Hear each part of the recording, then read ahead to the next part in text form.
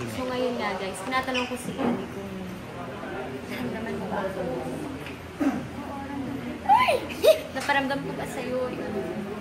Oo.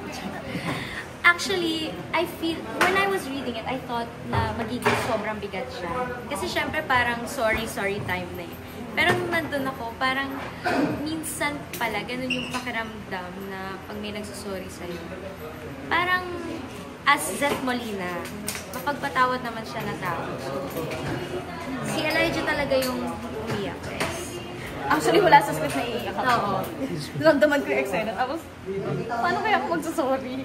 Tsaka kasi ako talaga, given na parang nandun na lahat ng emotion ko, it's out there. Pero ikaw, first time mo maging super vulnerable. So parang, first time nila actually makikita kang umiyak na like, ng may ibang tao.